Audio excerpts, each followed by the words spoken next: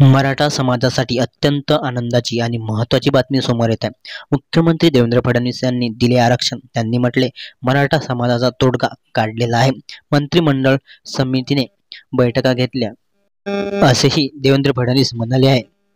चला तर पाहूया आपण सविस्तर काय म्हणाले देवेंद्र फडणवीस। अतिशय आनंद आहे की एक चांगला तोडगा, मराठा समाजाच्या हिताचा तोडगा आज मंत्रिमंडळ उपसमितीने काढला आणि त्यामुळे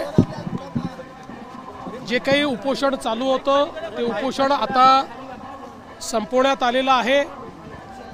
खरं म्हणजे हैदराबाद गॅझेट लागू करण्याकरता आमची सुरुवातीपासून तयारी होती, पण त्यातला महत्त्वाचा विषय असा होता की त्या ठिकाणी श्री मनोज जरांगे पाटील यांची जी मागणी होती सरसकटची, त्याच्यामध्ये कायदेशीर अडचणी होत्या।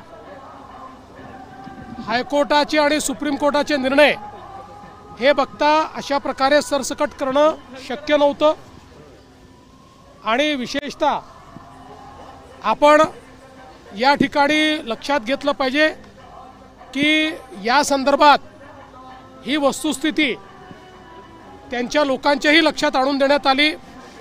मंत्रिमंडळ उपसमितीची त्यांच्या जे काही त्यांची टीम होती त्यांनाही हे लक्षात आणून दिलं की आपल्या कायद्याप्रमाणे आणि देशाच्या संविधानाप्रमाणे आरक्षण हे समूहाला नसतं, ते व्यक्तीला मिळत असतं आणि त्या व्यक्तीने ते क्लेम करायचं असतं आणि म्हणूनच अशा प्रकारे